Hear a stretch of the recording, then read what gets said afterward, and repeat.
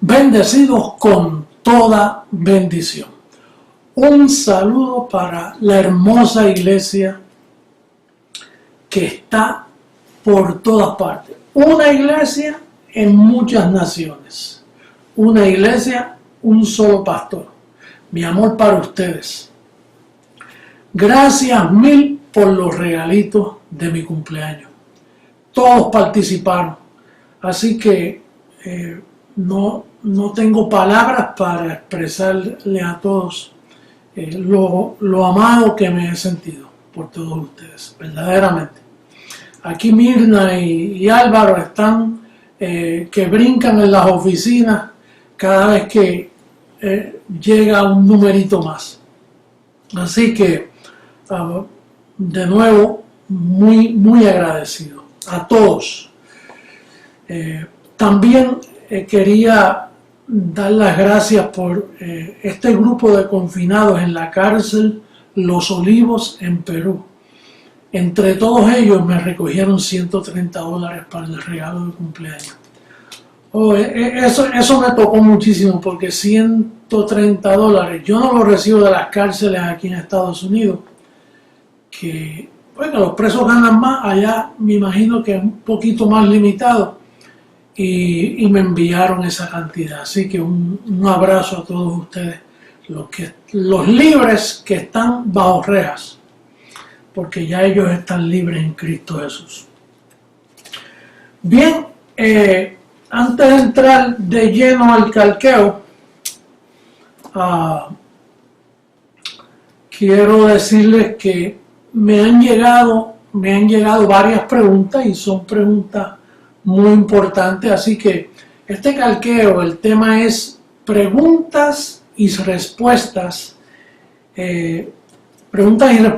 ese es el tema. Entonces tenemos 3 preguntas que queremos repasar y preguntar y compartir. La primera es si Adán o el diablo fue echado fuera del huerto y también perdió el fuego y sus vestiduras, ¿cómo miles de años después puede venir a tentar a Jesús? Eso es una buena pregunta, hasta yo mismo me la hice cuando encontré, ¿cómo es posible que lo destituyeron, le quitaron el fuego y ahora aparece aquí tentando a Jesús?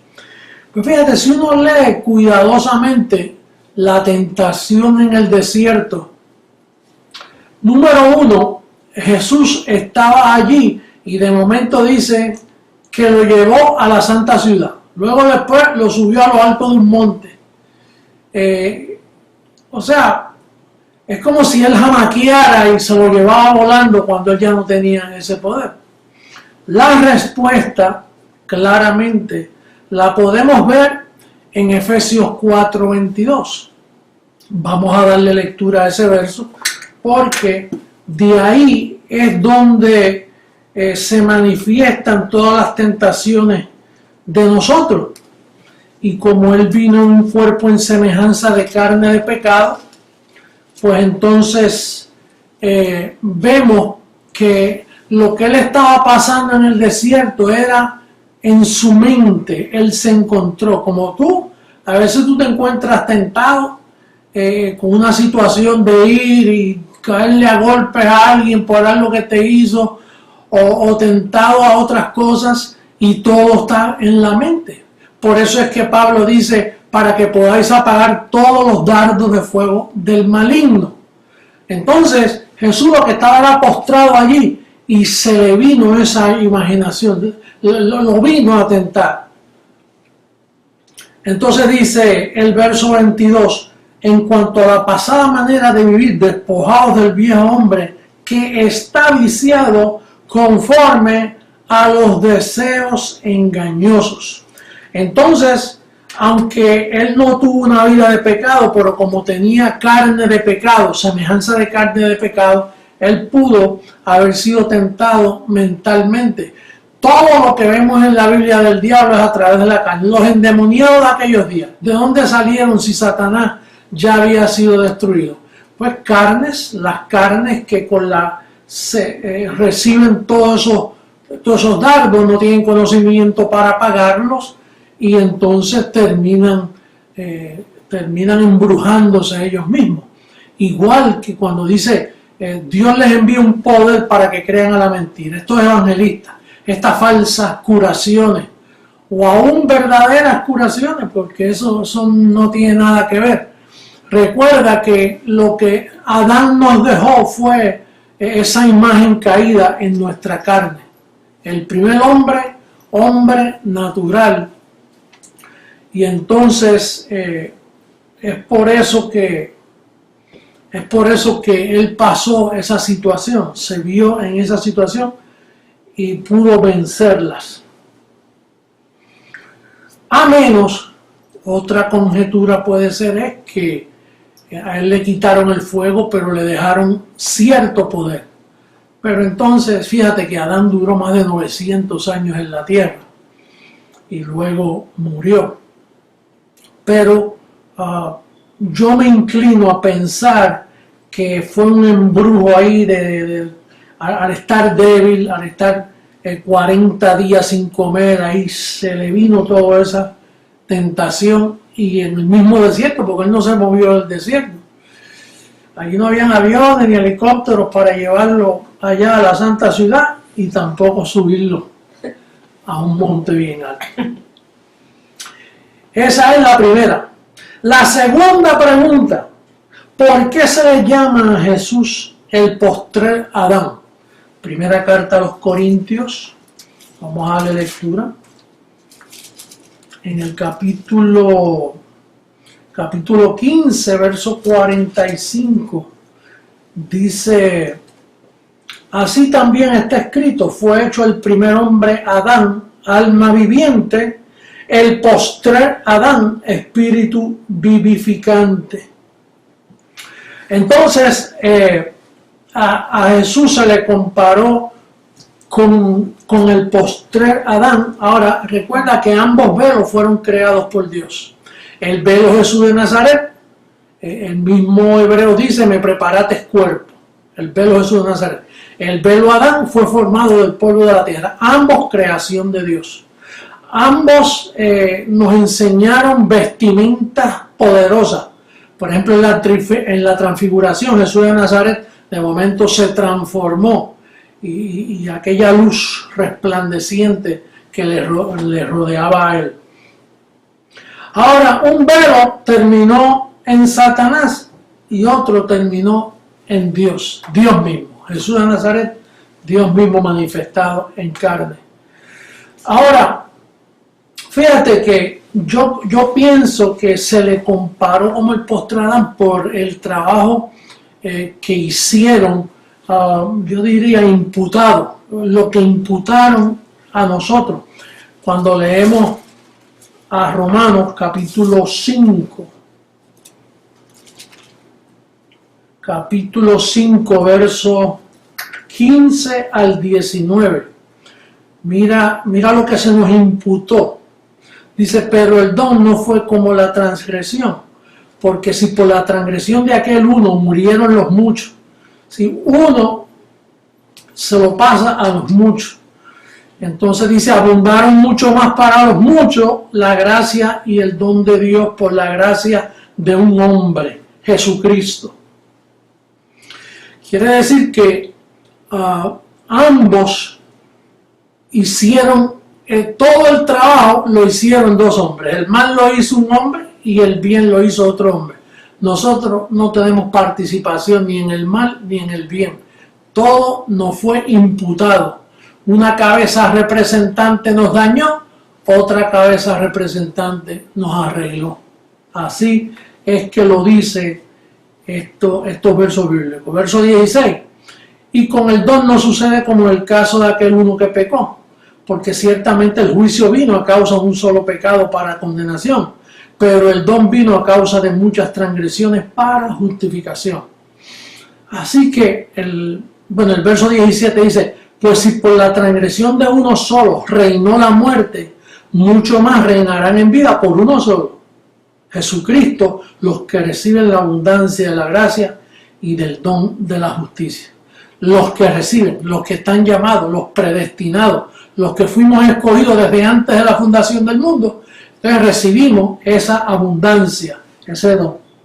Verso 18, así que como por la transgresión de uno vino la condenación a todos los hombres, de la misma manera por la justicia de uno vino a todos los hombres la justificación de vida. ¿Ven? Uno lo dañó, otro lo arregló. Verso 19, porque así como por la desobediencia de un hombre los muchos fueron constituidos pecadores, así también por la obediencia de uno los muchos serán constituidos justos. Entonces podemos concluir que Jesucristo vino y nos libertó completamente. Él no venció la muerte, no, Él la destruyó, la quitó del medio. Él quitó el pecado, quitó al diablo, quitó la muerte, quitó la condenación y trajo justificación de vida, trajo gracia en abundancia. Uno lo dañó por aquí y el otro lo arregló y bien arreglado. Cuando el sistema dice que todavía hay pecado y que tú puedes perder la salvación, lo que están diciendo es que Él no quitó la muerte, Él no quitó el pecado, ni destruyó al diablo. Por eso la religión, todas las iglesias, fuera de Creciendo en Gracia, son el peor enemigo que tiene el hombre, porque no dicen la verdad. Y si usted no dice la verdad, ¿cómo la gente será libre? Así que usted, por no tener revelación, los mantiene presos, los mantiene en tinieblas. ¿Quién mantiene en tinieblas a este mundo? Las llamadas iglesias cristianas, por no conocer el evangelio de la incircuncisión. Bien, la tercera pregunta, ¿por qué la resurrección es un rudimento? En esta ocasión voy a honrar a Mauricio Rafael Rodríguez García de Barranquilla, Colombia. Me envió una joyita de gracia, se puede decir, porque son 3 páginas. Muy bueno, te felicito, Mauricio. De todas las enseñanzas que yo he dado en meses, él lo recopiló y lo puso tan excelente que me dejó impactado. Así que cada vez que recibas cositas así, Mauricio, envíalas, porque verdaderamente contribuyen a la amada en una forma muy preciosa. Bien, para entender por qué la resurrección es un rudimento, vamos primero a leer a Hebreos capítulo 6, verso 1 al 2. Y aquí vamos a ver casi todos los rudimentos. No todos, pero casi todos. Están ahí en el capítulo 6. Dice, por tanto, dejando ya los rudimentos de la doctrina de Cristo, vamos adelante a la perfección, no echando otra vez el fundamento del arrepentimiento, de obras muertas, de la fe en Dios, de la doctrina del bautismo, de la imposición de manos, de la resurrección de los muertos y del juicio eterno. Cinco rudimentos. Y Mauricio nos escribe en esta forma: un rudimento es el principio de las cosas que con el paso del tiempo y el avance de la ciencia miramos aquello como obsoleto, el cual dejamos para entrar en algo más funcional o perfecto. Como por ejemplo, usted no prende una vela hoy, usted prende, tenemos electricidad, o usa pilas de esas y prende la linterna. En la comunicación ya un fax es hasta medio rudimentario, porque con la tecnología del internet uno envía en un segundo un mensaje. El espejo, por ejemplo, en aquellos tiempos no habían espejos, cogían el metal de bronce y le daban un brillo, brillaba todo lo que pudieran sacarle brillo a una roca para poder mirar su rostro. Hoy con el espejo usted se ve clarito. Así que aquel espejo era un rudimento. Entonces estas cosas que dice aquí, Rafael las menciona. ¿Por qué el arrepentimiento es un rudimento? El arrepentimiento. Dice, porque el pecado fue quitado y ya no hay más por qué arrepentirse. Ahora es reconciliación. Segunda carta a los Corintios, capítulo 5, verso 18 al 20. ¿Por qué la fe en Dios es un rudimento? Porque ya no hay que tener fe en Dios, porque ya tenemos la fe de Cristo, de Dios. Esta fe ya está en nosotros, es un don, como dice allá en Efesios capítulo 2. ¿Por qué el bautismo es un rudimento? Porque ya no hay que bautizarse, porque ya fuimos bautizados en su muerte. Romanos 6:3 y Corintios 1:17. ¿Por qué la imposición de manos es un rudimento? Porque a una persona se le impone manos es para darle algo que supuestamente no tiene. Cuando el Evangelio dice que ya estamos completos, bendecidos y perfectos para siempre. Colosenses 2:10, Efesios 1:3 y Hebreos 10:14. ¿Por qué la resurrección de los muertos es un rudimento? Este es un punto importante. Dice, porque después de la cruz ya no hay muerte. Nosotros ya no nos morimos. Por lo tanto, no vamos a resucitar, porque no hemos muerto, ni vamos a morir. Para el creyente lo que viene es la transformación. Si alguno muere, como le llaman hoy en día muere, solamente duerme, pero espiritualmente no muere. Por lo tanto, muerte en el sentido bíblico es muerte espiritual. Ahora, cuando un bendecido sale del cuerpo, él se va a dormir. Por eso la palabra, mira cómo dice primera carta a los Corintios 15:6. Dice, después apareció a más de 500 hermanos a la vez, de los cuales muchos viven aún y otros ya duermen. Este es el vocabulario que usaba Pablo después que Cristo resucitó. Por eso el sistema por ahí, su vocabulario no está en línea con la verdad bíblica.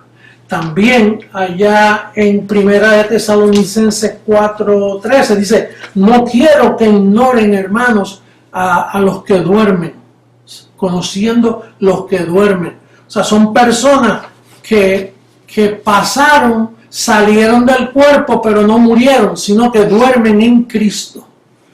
Antes de la cruz usted se moría. Y cuando Pablo se incluye, por ejemplo, Pablo dice, nosotros que estábamos muertos en pecado, porque Pablo vivía en aquellos tiempos donde Cristo estaba vivo.